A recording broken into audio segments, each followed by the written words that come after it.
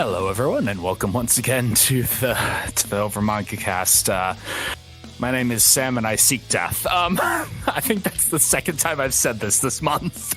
Yeah, why are you upset? We watched an amazing movie this week. Like, I'm amazed we all got on board with this. We unfortunately had to watch it separately because I fell asleep while the rest of you guys watched it. So I watched it on my own. Don't worry. And I'm just really amazed. We really turned it around. I can't believe you guys switched gears, and instead of doing an anime adaptation, we just continued the James Cameron train and we watched Avatar. Yeah. Yep. That's definitely what we did. We watched James Cameron's Avatar. Wait, that's legitimately what I did. Oh, Matt, I think you might have made a mistake. That was the wrong movie. So, as always, at the top of these episodes, we talk about our familiarity with the source material. I have actually... when it was first airing, I caught Avatar: The Last Airbender sporadically. I knew it was good, but I have a horrible attention span, and I'm very bad at watching things as they come out, so I never watched the whole thing. And then later when it came out, or when it was available on North American Netflix, because I don't have a VPN, I know I'm a very bad boy, I watched it there, and that's that. My other experience with it is that Jake is obsessed with it and has written several fanfics he made me read. Hey, Jake, you want to elaborate? Last Airbender, I freaking love that show. The first time I saw Avatar, it was around the time the end of season 2 was airing. I caught a couple of episodes of that and had watched, caught everything up with reruns and watched it consistently ever since. The first time they had DVD box sets for like full seasons, I got those box sets and freaking love the series. Can we watch that instead? We can't get the time back that we spent on the garbage we did watch, but we cannot do that. Jay, what's your experience with Avatar: The Last Airbender? So as far as Avatar: The Last Airbender, similarly, I remember watching this briefly interdispersed on Nickelodeon. So that was my exposure. Can't say I religiously stuck with the series. I kind of just watched it if it was on. Yeah, that's about it. And Matt. Oh, we're talking about Avatar: The Last Airbender? Oh, I love that. I watched that from the beginning. I remember the week that it came out on Nickelodeon, where it was a new episode every Monday, Tuesday, Wednesday, Thursday, Friday to get the first 5 episodes out. Ooh, and then from there, every single Friday was Avatar Day. That was all of book 1, all of book 2, all of book 3, all of the box sets, own them, watch the commentary on. There's some really good commentary in the book 2 one, where the creators have M. Night Shyamalan Ding Dong on, and they talk about how great the movie's going to be. I've read interviews with them previously that, like most promotional things for movies, that was a lie. They deeply regret handing this movie over and didn't want to do it in the first place. I believe that at face value. yeah. One thing I will give this movie, and when I say give, I mean barely acknowledge as something passing quality, is that it certainly tries very hard to be faithful to the original plot beats of the show. Much like the Full Metal Alchemist movies, it relies a lot on the audience going, that thing, I recognize that thing. I mean, no. Except with a modicum of more sincerity to it, which makes the abject failure all the more painful. I don't agree with that assessment. I don't either. The little girl playing Haru is an odd choice if you're trying to be as faithful as possible. The waterbending scroll coming out of a box that there was no conflict to get it is an odd choice. Well, there was a conflict. There was a dance battle and one rock. And a single rock. You know what we're talking about, audience. Yeah. The thing is, rather famously, M. Night Shyamalan didn't actually watch the show. He had I forget how many paragraphs it was. It was between 1 and 3. He read a summary that was a number of paragraphs, and that's the reason why the movie is shaped the way it is, the malformed thing that it is. his daughter watched the show and had it basically told to him via her. So it's a secondhand account. Yeah. And obviously whatever he got as like prep document.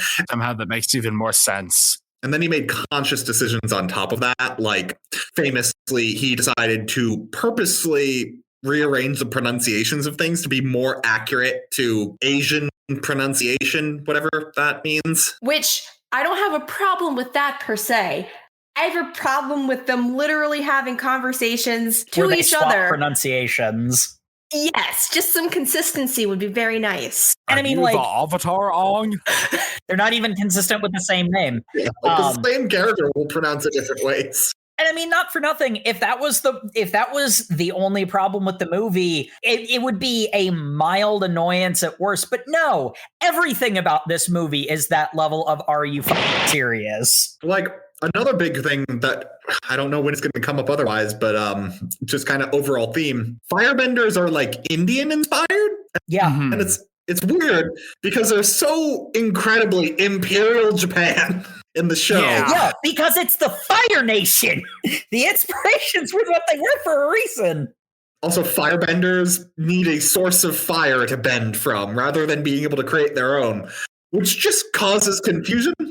Producing fire from their own ki is this impossible art that can only happen when Sozin's comet arrives, as will be explained by Fire Lord Ozai. Oh God, we need to... Okay, we're skipping around too much. We're skipping around too much. Let's start from the beginning, because it's a very good place to start. Is it? It's the farthest place away from the ending. It is the only place I believe they shot on a real set. And even then, it quickly turns... They start on what has to be an ice set. Maybe even on location. And then when the second they have to walk on the ice, it's a green screen room. But whatever. Mm-hmm. Yeah. So we have Sokka and Katara. Soh-kah and Katara? Yeah, sure, whatever. Going about their fishing duties. And it's amazing how they suck all the life out of the original interactions.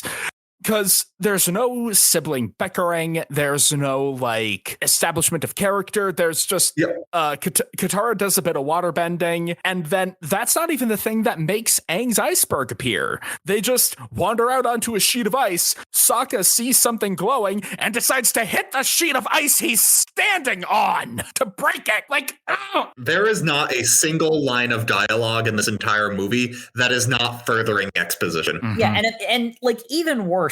The exposition scenes in Avatar proper were fun character interactions onto themselves. It was very good at conveying information to the audience.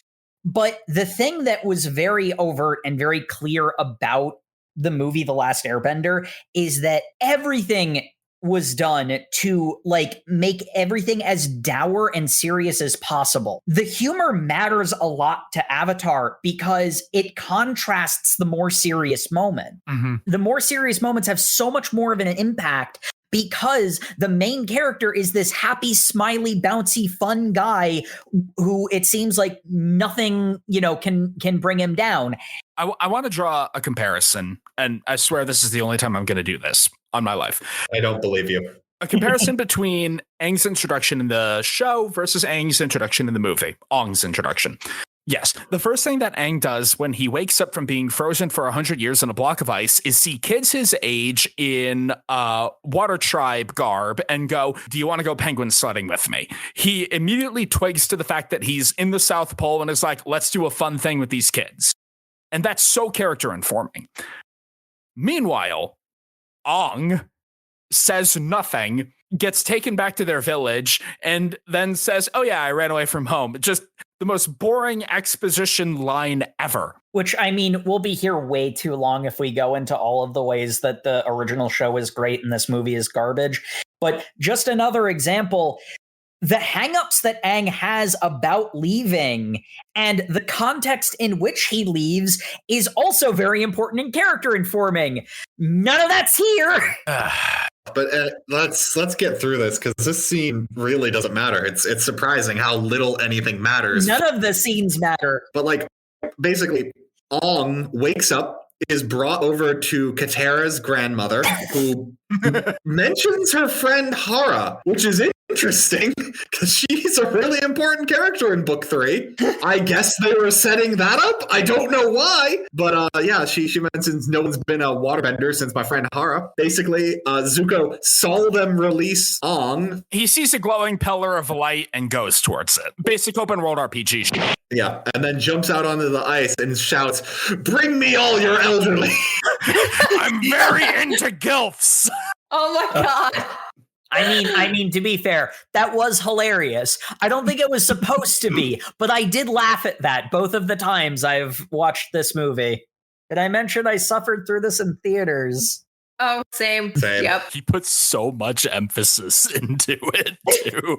It's the funny part. Which is a shame because the actor playing Zuko is very good. He commits to his bit. Like, he's a good actor. He just has a terrible script. Unlike Katara and Soh-kah, who do not seem to care anytime they read their lines.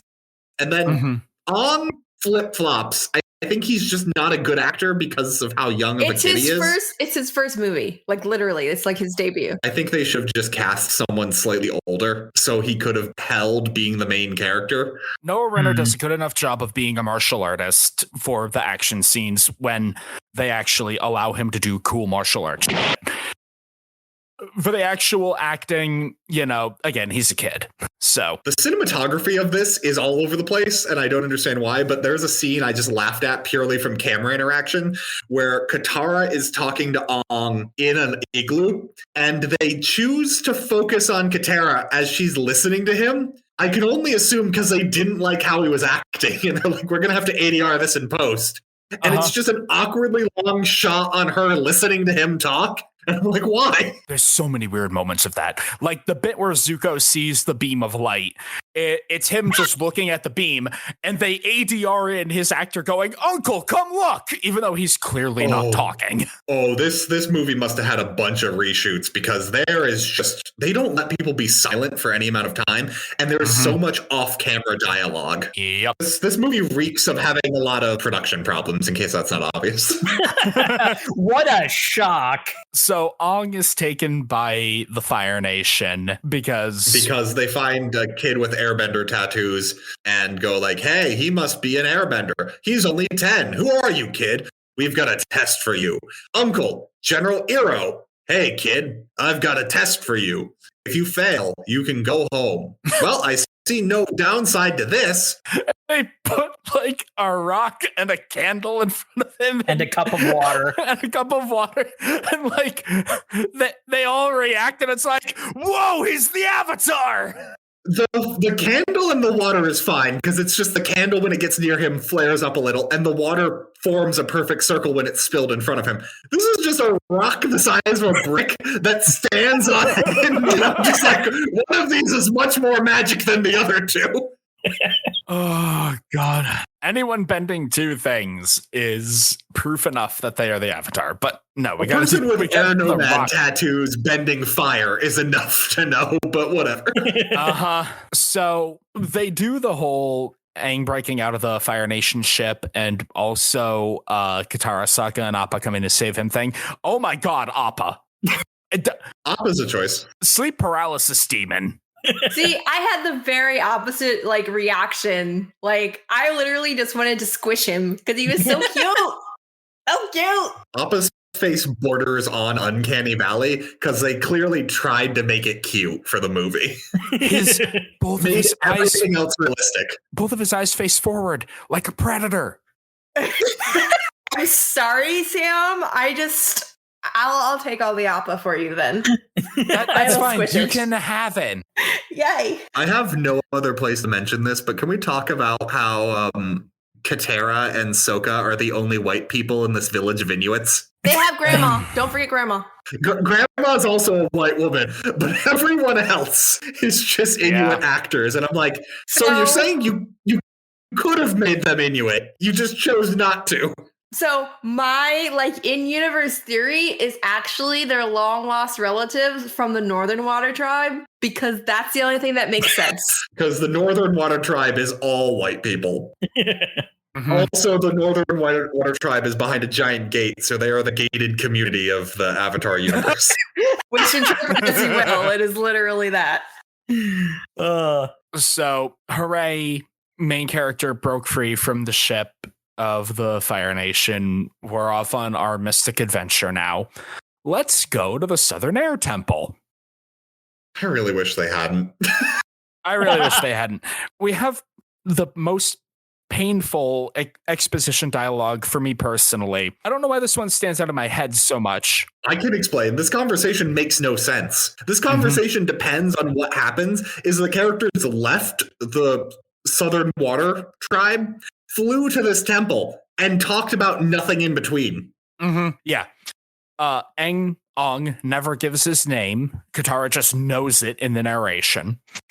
And when they arrive at the Southern Air Temple, they're like, so who are we coming here to see? And Aang is like, oh, we're coming to see Monk Gyatso. He was the one who raised me. He's kind of like my father. If you just say it, it doesn't mean anything. There's no relationship between Aang and Gyatso at all. This entire scene is worthless. Yeah, it is. The thing where they try to make it worth something is when Aang sees the corpses of the air nomads. Conveniently, their bones stayed on top of the soil these 100 years. Yeah. Yeah, how about that? He walks in as if these people were burned last week. So he enters the Avatar state. He's freaking out. Or at least we think he is. We hear Katara screaming in the distance.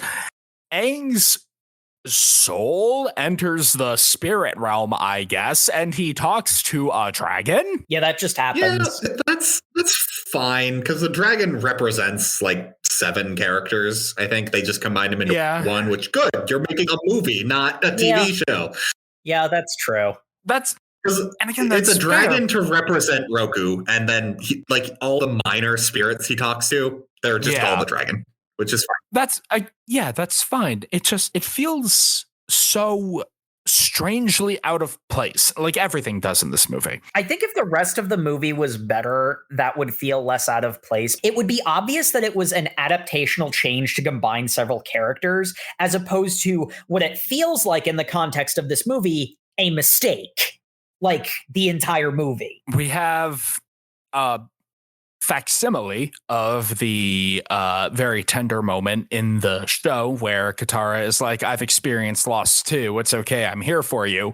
Katara just certainly tries her hardest to be empathetic. I guess it just kind of works because Aang needs to come out of the spirit world for the plot to advance. Sam, in order to be empathetic, you have to have emotions. And now we move on to actually just my least favorite part, which is everything that happens in the Earth Kingdom. Oh my God. None of it needs to happen because everything happens in like 2-minute intervals. It's so weird. It is all worthless. No, it's less than worthless because everything they show reduces the tension. I think this is also the point where we get introduced to Admiral Zhao. As you know. Oh, Admiral Zhao's amazing in this, only because I can only assume the actor was told, oh, it's a children's cartoon, I'll ham it up. And no one had the guts to tell him, actually, we're trying to do it more serious. Because he proceeds to go like, as you know, Zuko is the prince of the Fire Nation, but he was dishonorably discharged. So he's allowed to wear his uniform only for tonight, like a child playing dress up. I hate Zhao so much, but at least I feel something towards him, which is more than I could say for the rest of this movie. He doesn't just say, as you know, in order to exposit at characters who in setting know and don't need to be told. He does it not once, but twice. And the second time is to Ozai. Like, yes, my imperial sovereign, the extremely violent man who is the terror of the entire world. Allow me to tell you you already know and waste your extremely valuable time, you volatile man. That's implying that this version of Ozai has a lot more personality than he actually does. I think he's asleep for 75% of his screen time. This version of Ozai is the supervisor of a dickbag middle manager. Oh my God, you're right. He absolutely is. Zhao is the asshole at your desk job who thinks he's got more power than he actually does. And Ozai is the supervisor that just rubber stamps everything he says. Oh my god, it's true. Yes, excellent. I want to talk about my favorite scene, which is I forget exactly why this happens. It's when Zuko and Iroh are in a Earth Kingdom village. And, oh my god! Hey, Zuko, have you ever thought you could just not go back home? You could find a nice hot girl here. And it's the speech he has in book 2, except they've actually been exiled at that point, so it makes more sense. And it's like, you can settle down with a nice girl here. Like, wars kind of sucks. Maybe you don't want to make that your entire life. And then Zuko's just like, hold on, let me ask a random boy in the street. Boy, give me Prince Zuko's backstory.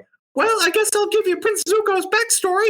He was in a fight and he tried to save some friends, but then Fire Lord Ozai was just like, no, I'm going to fight you instead. I'm not going to fight my father. I'm going to... Can we talk about Zuko's horrible disfiguring burn that just kind of looks like he forgot to put sunscreen on one side of his face? Yeah, I was like, this could be covered up with some decent makeup, honestly. Especially even the story retelling made it even worse.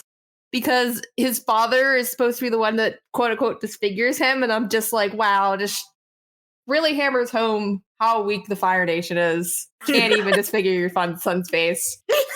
You can't even properly disfigure your child. Set it up, movie Fire Nation. The true measure of any authoritarian government. How much can you disfigure children?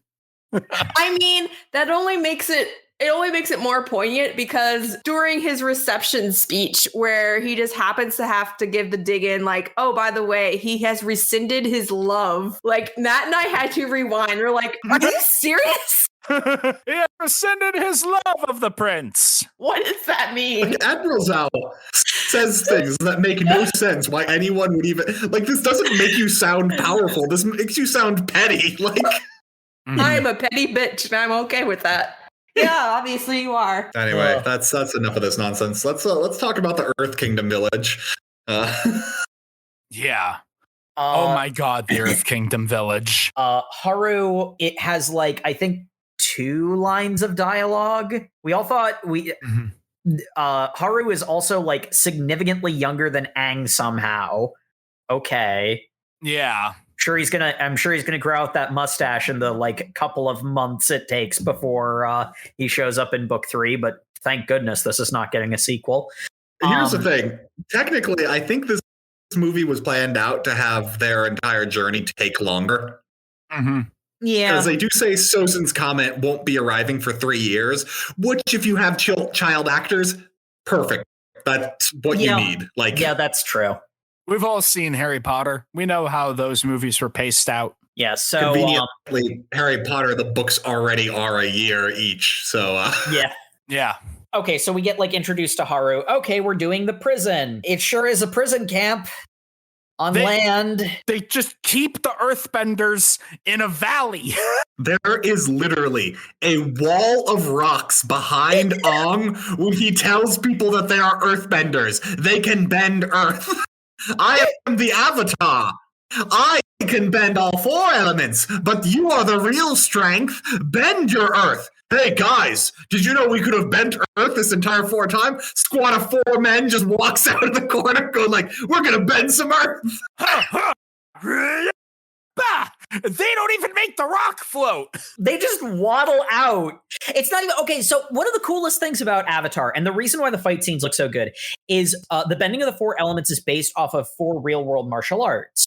It's the reason why the fights look so dynamic. They're exaggerated versions of real, actual, martial arts techniques. The air quotes Earthbenders, they waddle out. It does not look like Hungar.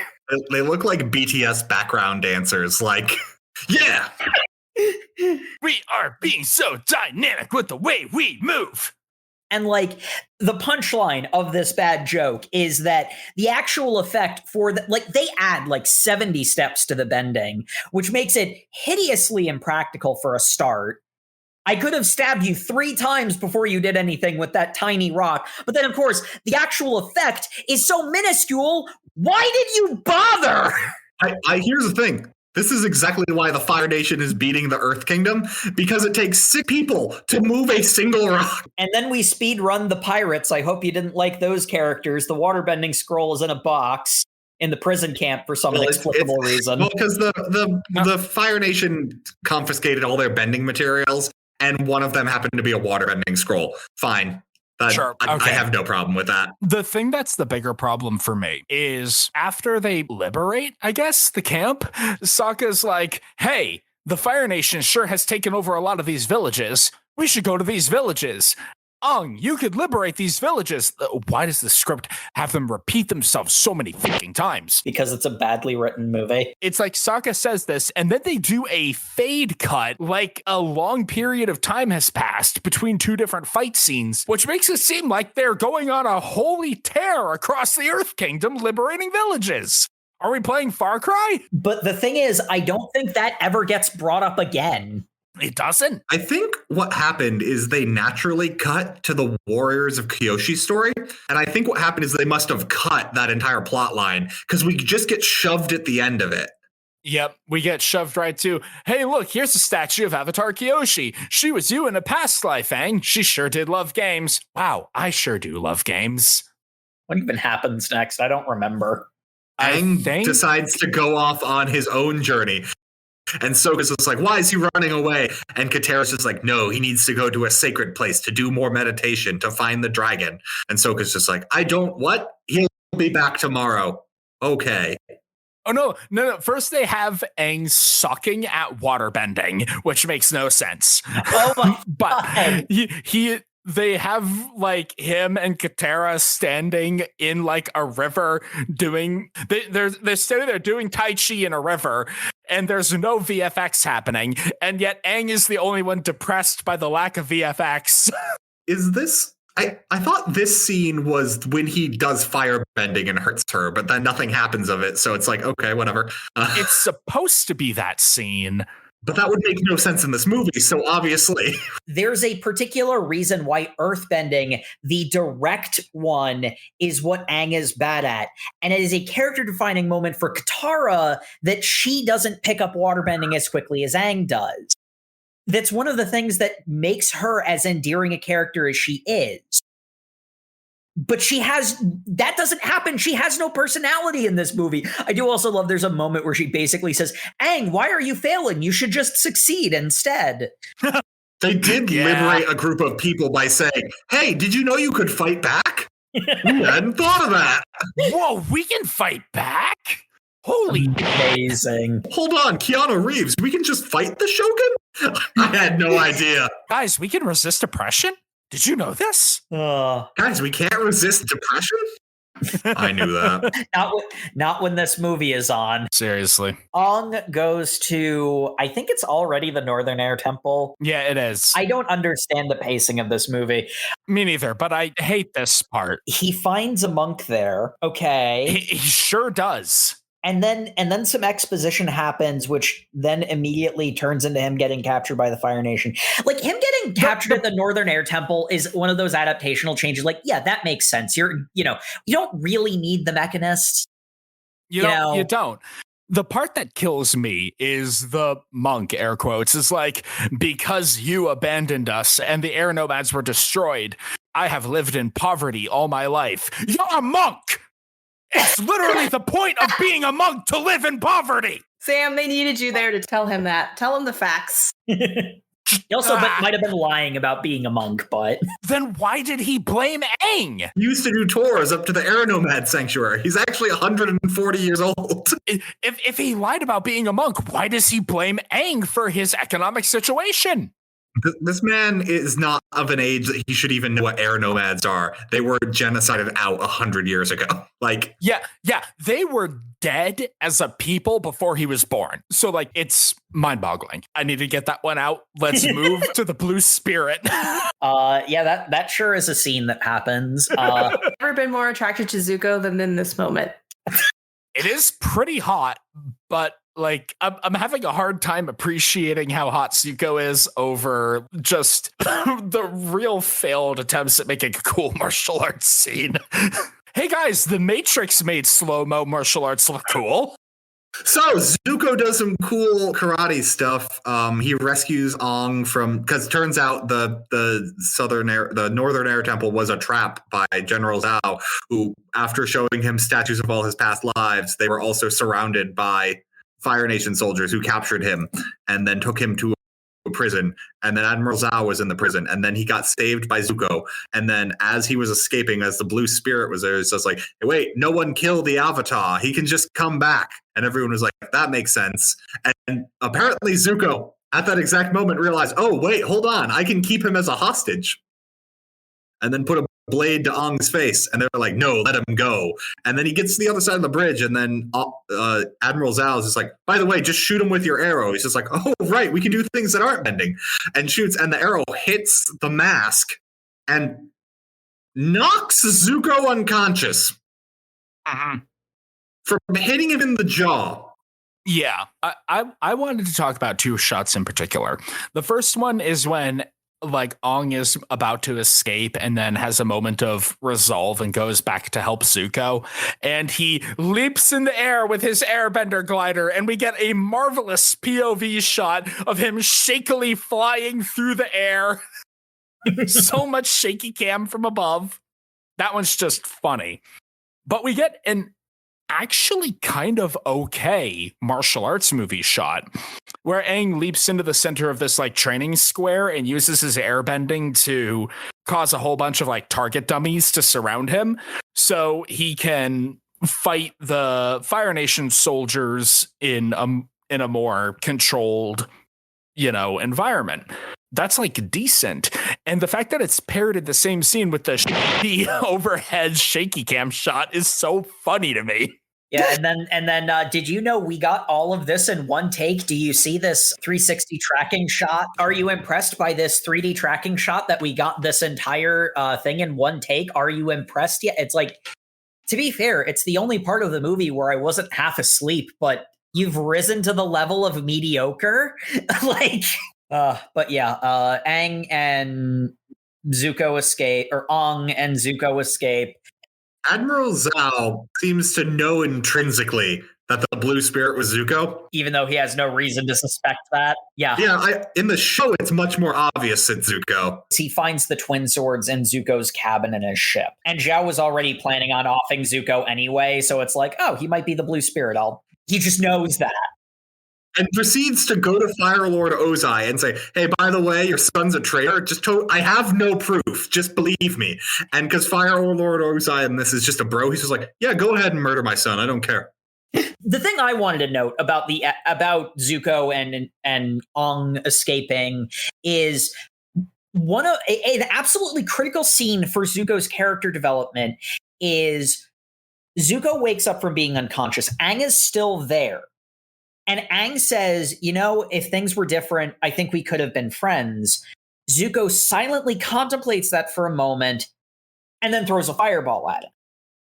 That is establishing their dynamic as the story goes forward, that sort of unease but acknowledgement that, yeah, they could indeed perhaps should be friends, but Zuko's hangups will not let him do that. That was immediately apparent when they kidnapped him, and when the uncle took the lead and was very cordial and very calm in, you need to take these tests. Meanwhile, Zuko was just screaming at people. I mean, it's all in the delivery. I love Uncle Iroh in this. He doesn't look anything like Iroh, but whatever. He's good compared to everyone else. He is a good character. He actually has a personality. Does he have a personality? That's my question. More than anyone else does. Yeah, fair. The bar is low. His personality is not at all like the actual Iroh, but you know what? I will take literally anything. Yeah, but I mean, it's not a knock against him to not be the character in another thing. He's a character in this movie. True. And he's actually a character. So cool. We did it, Reddit. He also let somebody let someone sabotage Zuko's room on the ship while he was getting his foot rubbed by Earth Nation girls. I understand entirely how he feels. So I think from here we just like speed run directly to the Northern Water Tribe. Basically. Aang masters waterbending off screen. We get a trite introduction to Yue. I think she kind of matters in this. We get told in voiceover that Sokka and Yue are now like basically boyfriend and girlfriend. My brother and the princess became best friends right away. They made eye contact, and that was how I knew she was the one. I also love the moment where Aang and Katara just kind of do martial arts in an empty like square, and it's set to this swelling music like, whoa, look how much they're mastering waterbending. Whoa. There's no special effects. It's just a really, really weirdly long shot that goes on for way too long. Waterbending also looks the worst in this movie. Yeah. Which is so weird. It's usually so flowing and satisfying to look at, but no, it's just blah, blah, blah. We're moving our hands around like we're pretending to be witches on Halloween or something. So we are speedrunning the Northern Water Tribe right now. Paku is actively name dropped, but is nice and doesn't have any conflict with any of the characters at all. All of the Avatar fans in the audience who have mercifully avoided this movie, you may now commence screaming. I've got some things I want to say when we're done talking about this movie about what it probably should have done, but we'll get there. They talk about they know the Fire Nation is going to attack. At one point, also, Admiral Zhao mentions in like one of his interstitial scenes where he's just talking to Ozai. Meanwhile, Zhao just can teleport back to the Fire Nation, I guess, at any point. Whenever he wants, yeah. Mans is always there and then always on the scene. He talks about how he went to the Great Library and found a scroll, which is cool because that's something they do mention in the show, but the show doesn't mention it until the Great Library shows up. As you know, I conducted a raid on the Great Library, which many did not even say existed, and got this scroll that talks us all about the spirits that allow us to control the world and destroy the Northern Water Tribe. That's almost a direct quote, by the way. Yeah. And I was just there. There's a great scene where the chief of the Northern Water Tribe goes like, Yue, when the Fire Nation's attacked, they're going to want to attack you as my daughter. You'll need a guardian. And Sokka's just like, I'll totally do it. And he's got a great line. It's just like, yeah, I thought you might want to guard my daughter. Okay, I guess I'm cool with this. Like, for a movie that won't let you have any comedy beats, I really enjoy this. Also, actually, since we're never going to talk about Sokka again for the rest of this movie. God, how dare you? I want to talk about in the Earth Kingdom. All of his scenes are comedy beats. And I'm wondering what happened between filming the Earth Kingdom village. Because Sokka kicks a dude in the nuts. Like in a very serious battle, he just runs up and kicks a dude in the nads. And no one reacts. There's no like comedy beat noise, but it's like Sokka behaves like a clown in that entire scene. Which means someone told his actor to stop doing that. A choice was made to remove the comic relief. Let's remove the humor from Sokka. That's a choice. Sokka isn't a fucking character. He doesn't exist in this movie. We just needed another body on screen. We need Yue to have a boyfriend. Almost immediately. It's literally just we need a body on screen. It doesn't even have to be a warm one. We needed a third heroic character for the poster. Despite the fact that things seem to be going fine, like the Northern Water Tribe is weathering this siege kind of okay. Well, no, they're losing. They're losing like almost immediately because their walls are made out of ice and they've got Gila monsters that can just climb over. But the problem is what they say is the second the moon rises, don't you know waterbenders are stronger with the moon, which is just information you're given as it's necessary. Cool. That they're worried they'll just get pushed back. And that's how the Northern Water Tribe has managed to fend off invasion. I do like there's a moment where our defenses are impregnable. We will allow them to get to the marketplace. Yeah. Okay. There's a whole thing about like, quick, turn out all the lanterns. We want to minimize the amount of fire sources the firebenders can have. And then you proceed to see lit lanterns the entire rest of the movie. I also love how they're preparing for the siege. And the second they get through, there's a woman clearly just shopping at the market. Like, why were you not hiding? Yeah, the plan was to draw them into the market this whole time. Why are you going shopping? Also, Aang mentions he needs to talk to the dragon to figure out what he needs to do. So he needs a place to meditate. And Yue is just like, hey, we have a secret place to meditate. It's very spiritual. The village was built around it. Let's go. Very sacred. Then we proceed to walk into a set that looks like it's out of like Tim Burton's Willy Wonka because the CGI is just like vomiting colors onto the screen. Yeah, they try really hard to be like, whoa, look at this cool spiritual place. It's got so many cherry blossoms and like cool water and like fun and wow, man. Whoa. Those were supposed to be cherry blossoms.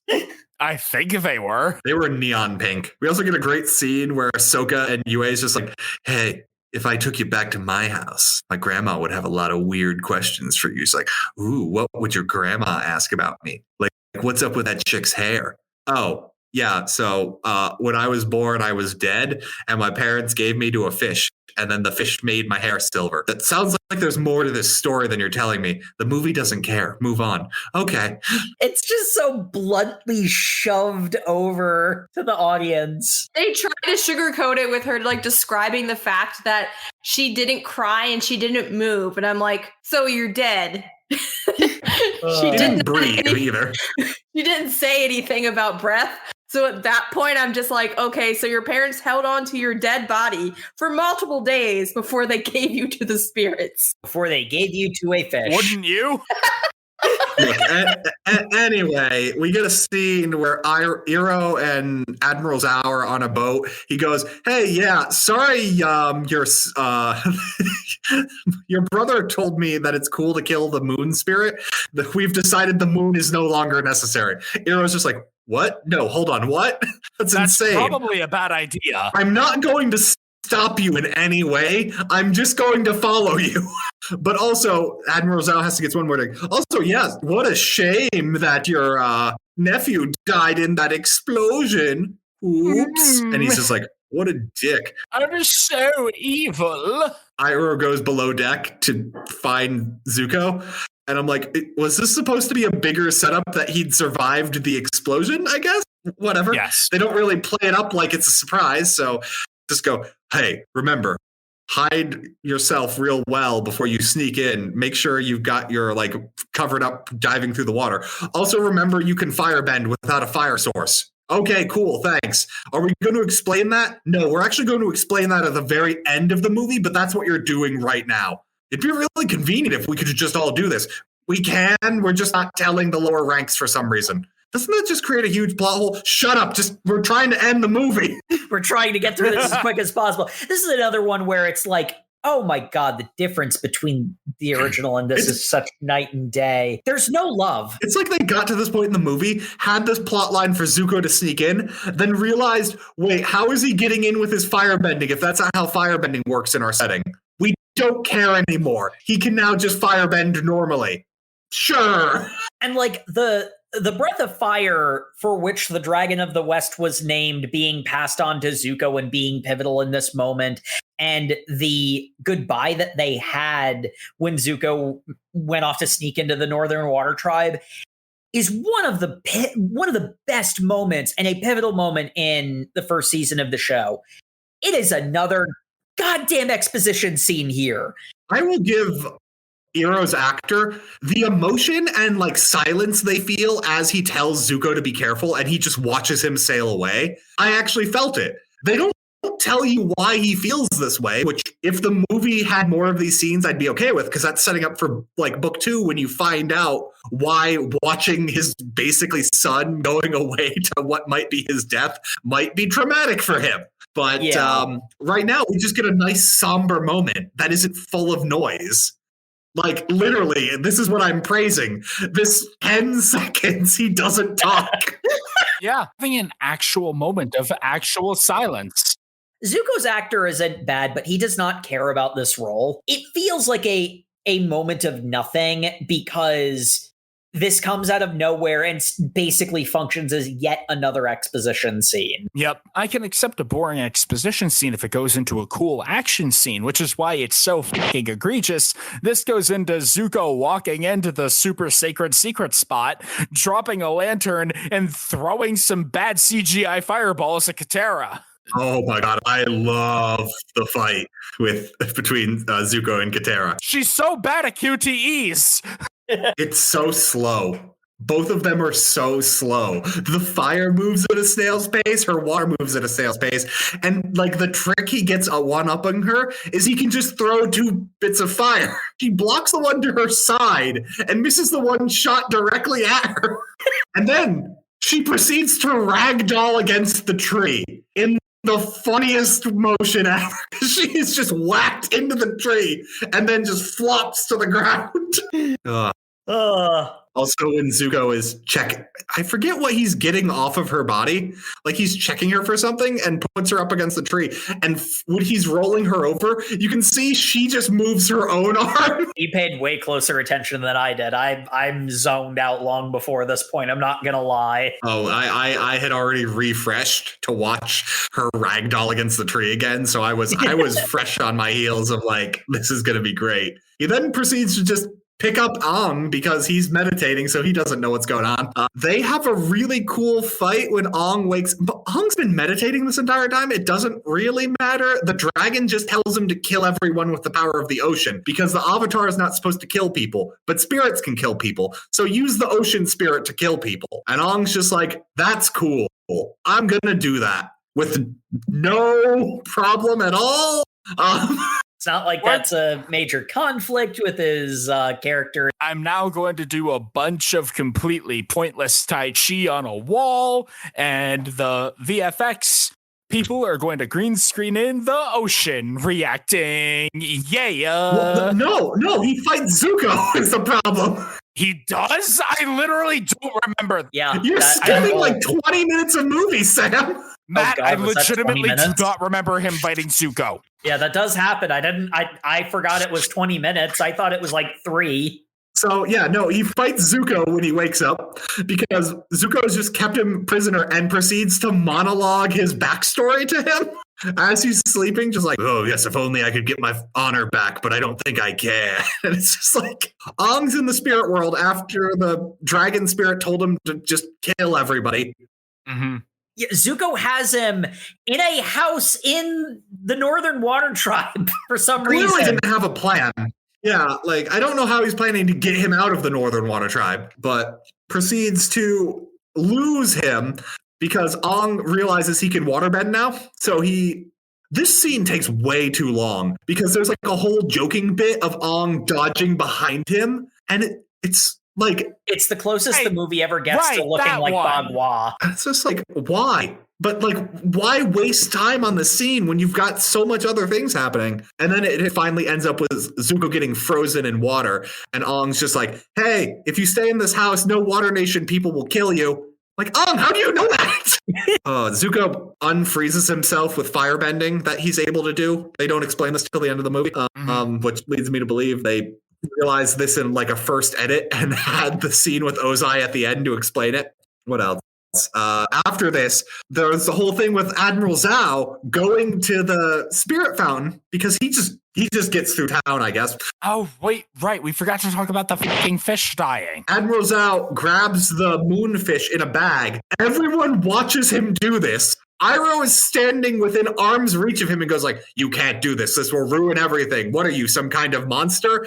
And Admiral Zhao goes, hold on, pulling out my knife. Readying my knife. We are the gods now. Stab, stab, stab, stab, stab. And Iroh just goes, wait a second. You just killed a spirit. That makes me upset. Wait, no, I'm very upset. Wait, no, yeah, I'm going to burn everything. And it ignites into like flaming dragon wings out of his arms. Yeah. That scares away the soldiers and Admiral Zhao, I guess. I forget if he stays in the room or not. Yeah. I think he runs. He runs, yeah. What happens now that there's no moon?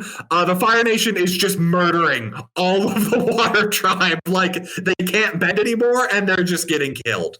But I guess not, because there's literally no casualties at the end of this battle. Whatever. And there's a incredibly ham-fisted scene where Iroh sees Yue. It's just like, hey, your hair's weird. Does that mean that you had a gift of life from the moon spirit? And she's just like, yes, the moon spirit gifted me life when I was young. And Iroh's just like, hey, did you know you can just kill yourself and then he'll come back to life. What, is that life really mine to give? Yeah, some people are born for a reason, and yours was apparently to be a battery for a fish. Doesn't... That's rough, buddy. That's rough, buddy. I think my death means something much more meaningful in the show. Nope, you're literally just recharging a fish. Get in the water. If Iroh pushed her in the water, I would have loved him a lot more. She walks in on her own, but the fish dead body then drains the white out of her hair. It comes back to life. The moon comes back up. And then all the waterbenders are like, we can waterbend again. Time to kill all Fire Nation. And Iroh is just like, well, time to get out. We're definitely going to get murdered because we're Fire Nation soldiers. Oh, hey, Zuko's here. Zuko, let's leave. And then Admiral Zhao fights them on a bridge going like, hey, you guys are traitors. You're getting away. You got to help me. And they're like, no. I was going to say, do they even fight or do they just stare at each other for a while? Zhao shoots a giant beam of fire because I guess he can also firebend? No, he's getting it from the environment. I don't know. But he shoots a bunch of fire and Iroh just redirects it by like catching it and goes like, hey, you're not even worth fighting.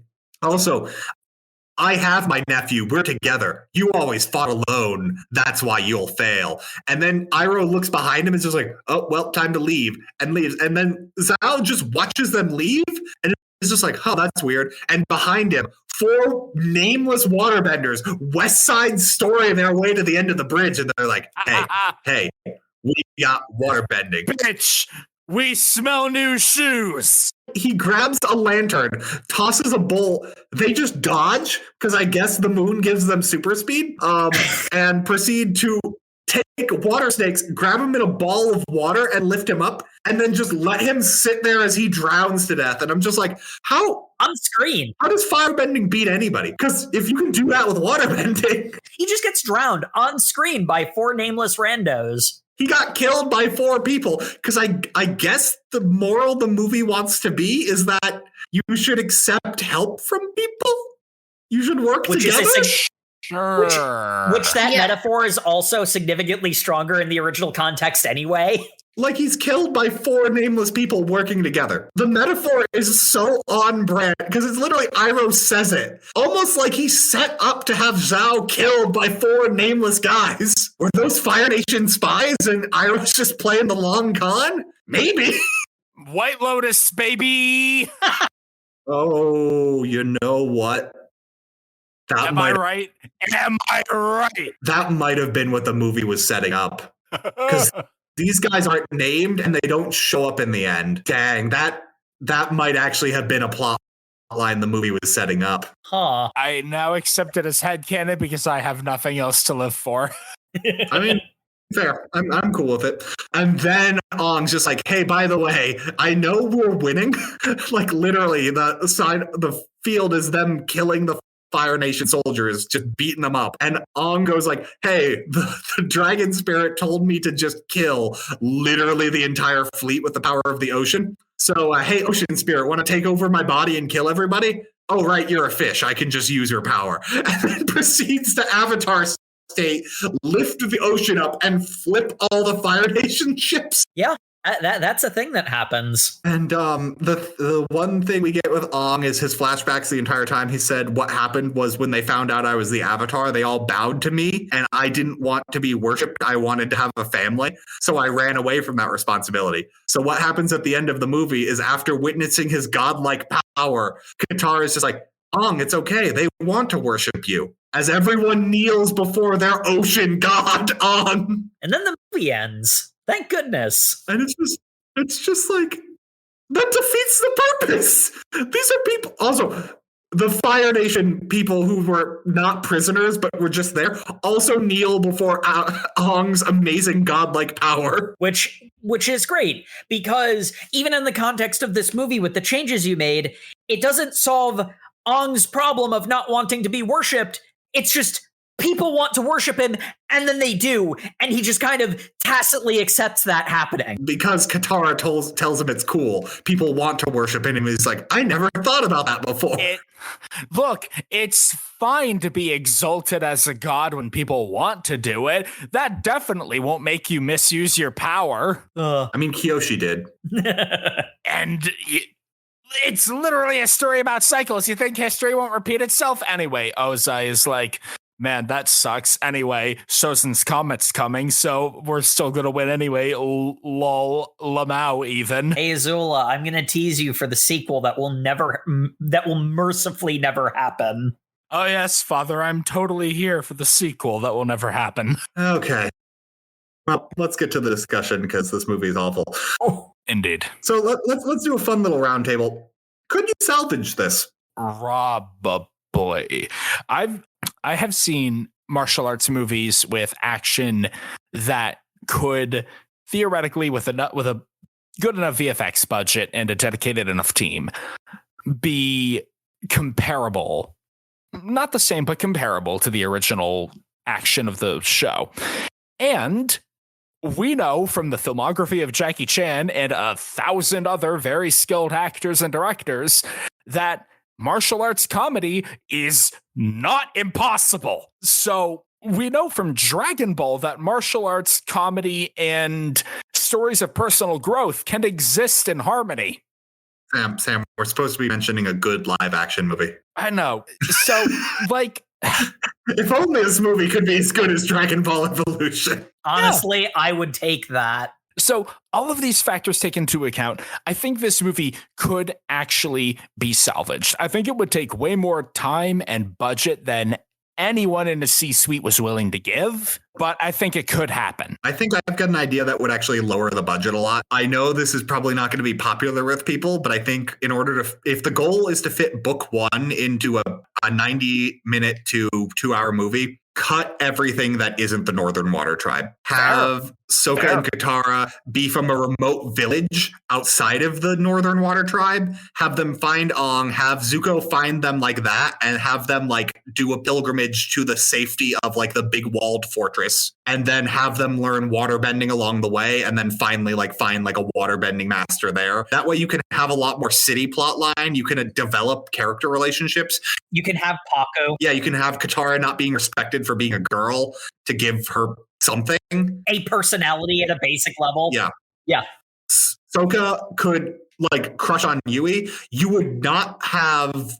What are we missing out on? We're missing out on all the air nomads are dead. We can just have Aang have flashbacks about that. He doesn't need to go fly and find out that. We lose out on the Earth Kingdom stuff, which as we've established didn't do anything for this. And you get one set piece, so that probably saves on something. Yeah, I mean, I actually really like that idea because I mean, the big thing is, God, it would make doing either of the sequels a living nightmare because you'd have to like there's backfill. Well, no, it's even better. Then book 2 gets to be all Earth Kingdom, and then book 3 is just all Fire Nation. You definitely have to cut things. You have to move things around, but you're making a 90-minute movie. So if you're not doing that, I don't know what you're doing. Yeah, you'd have to pretty heavily restructure because it's like you've got to like set up Jet, leave Jet, and then Jet come back in Ba Sing Se because he's literally plot critical. I think you could get away with making Jet a different character, like hard cut. Do you just remove Ba Sing Se? I think that complicates an Earth. Yeah, that's an idea. Earth Kingdom pretending the war doesn't exist is really important, but then you miss out on the drill. Yeah, that's what I'm saying. Doing it the way that you suggested makes the sequels a living nightmare, but it makes the first movie competent. And in all honesty, I'll take that. You cut Boomy. You cut Boomy, you put Toph and Ba Sing Se, problem solved. Oh yeah, you put Toph and Ba Sing Se. That's a big deal. In fact, you've got the fact that you just make it so the Northern Water Temple is the Northern Water Tribe is like decimated after the Fire Nation attack and like the ocean rupturing up. Like Aang gets kicked out and he's like running away to find an Earth Kingdom teacher, and the Fire Nation's just like crack down hard on the Earth Kingdom, and they've got to go to the only place left is Ba Sing Se, and in there they're pretending the war doesn't exist. And that's the whole thing. Yeah. So you're telling a different story at that point, but good. But it's something that you mean actually compressing the content down into a digestible bite for a shorter format? Well, that's the thing. You can't compress an entire season of a show down into a movie. You've got to tell a story with similar themes. Like that's that common refrain that has come up every time. I mean, I'll tell you what, from the perspective of like, could this be salvaged? I feel like you can make a live action Avatar The Last Airbender movie. I feel like it's possible, but relative to the way the movie that we got is, you would have to start from scratch, because there's two important elements that I think are really critical that this movie fails at, and it basically sums up my entire feelings about this movie. First of all, none of the characters, except for arguably, has a little bit of a personality, none of them have any personality. So I don't care about any of them. And it made me aggressively bored for the entire movie. Two, when it wasn't that one really funny, stomp walk, earthbending nonsense that is a farce and was not intended to be hilarious, but is, none of the action scenes, like the 360 tracking shot was base level competent, but it wasn't great. And like the reason why the fight scenes in Avatar work is because they used real world martial arts and then exaggerated them and put, rocks and water and fire at the end of them. They should be, and like, this is actually probably the biggest hurdle, but like, how do you get a kid to learn Bagua? It's one of the hardest styles to learn in the world. But like, the action scenes were aggressively boring. That's my problem with this movie. It's not just that it's a bad adaptation. It's just boring. The cases where it was like funny bad were so few and far between. I could not stand sitting there either of the times I watched it. You know what would probably be better for a live action movie is Kyoshi's story. Oh, absolutely. That could be amazing. I would much prefer that. Because she's the Avatar who did not care about killing people. She was like, nope, murder is always acceptable. Man, the actually militant Avatar being the main character in a brutally realistic movie is perfect. Like, the thing that makes Aang such a good cartoon character is that airbending is so floaty. Yeah. And that's hard to convey in live action. I mean, like you could do wire fu, but wire fu is very obvious. Like, it has a particular gravity to it that airbending just doesn't. And in all honesty, that actually doubles down on being a much better idea, because what's the bending style that Kyoshi would be bad at? Airbending, the not direct one. So you could justify Kyoshi not using airbending very much because she doesn't like it and isn't good at it. Also, the airbending she does do is she uses her fans to create a gust of wind, which would be so easy to CGI. Like, yeah, and the plot could be her learning to not just use airbending as another blunt instrument. And we're just pitching other movies right now. Jay, your answer to this question, so we can move on. Because from what it sounds like, I'm the one who has watched the least amount of this show, honestly. The main things that were for me were the consistency. If we are completely negating the fact that our director did not, familiarize himself with the source material, I guess I would just cut out, like Matt alluded to, just cut out a lot of the backstory of Aang trying to figure out a lot of these things that were just apparent. Had there been more exposition allowed to kind of find out more about himself and, tell. To just have that conversation, to not allow the conversation to kind of derail and be distracting by multiple pronunciations being floated. That was kind of distracting, even though, in the greater scheme of things, it probably shouldn't be. Just from the very little that I know about the show, just having pretty crucial character details be more accurate. I just can't, like, Zuko's face being scarred is so huge.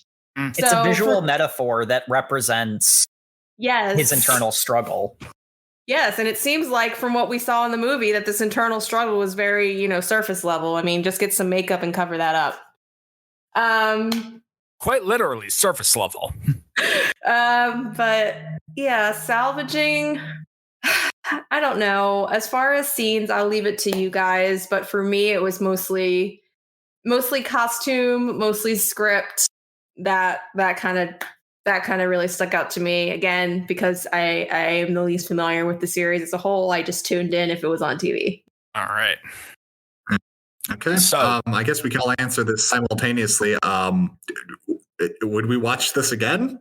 no. No. Sam, you're gonna burn the DVD copy I got as a gag Christmas gift, right? Yeah, Jake left his gag Christmas gift at my house, and I will destroy it in the most violent way I can think of and post it on Twitter. There you go. It makes a great white elephant gift. I've given it to 2 different people. It's great. That was how I received it. That's the reason we had a copy to watch. Oh, hey guys, do you remember how Momo was in this movie? No, Yes. because I like having uninterrupted sleep, Matt. I don't want to think about Momo. It's fine. Momo was barely in the movie anyway. Thinking about him makes the voices start again. Okay, well, with that, that is the end of No Read November, mercifully. Thank God. Remind us never to do this again. How is this one more painful than last year? I mean, last year had Death Note. We liked Netflix Death Note. Yeah, I feel like it's true. just because it like kind of leans into your childhood trauma. It hurts more when it's something you grew up on. True. Those wounds are deeper. Conveniently, I think we're out of bad live action anime movies, so there's definitely Don't speak so soon. Nope. That's not even true. Our lovely listeners will definitely never go out and at us at OverMangaCast on Twitter, if that still exists, and tell us to watch terrible live-action movies they would prefer we watch. Those don't exist. People stopped making anime movies. There's no way anyone could go onto youtube.com and on our episodes and subscribe and comment live action anime movies we could watch. And definitely, if Twitter ever burned down, which would never happen, people definitely could not go on Facebook or Instagram or overmangacast.com and leave similar commentary that would point us in new hideous directions. Why are we subjecting ourselves to this? For the bit, Jacob, for the bit. I'm just saying, you all know I love it. I love watching bad movies because they are bad, and that is a form of humor for me. It's very cathartic. I guess technically we know there's at least one more movie, and that's Attack on Titan Part 2, but we've agreed never to speak of that again. I'm down. You know I'm down. I sat awake for that entire movie, and I still don't know what happened. I'll fall asleep during it twice. I will fall asleep again on that one. Happily. Good night, everybody. Yep. Good night. Good night, everybody. Good night. Oh God, I'm tired. They're airbending the breath out of her. That's what she gets for speaking out against this movie. M. Night Shyamalan himself.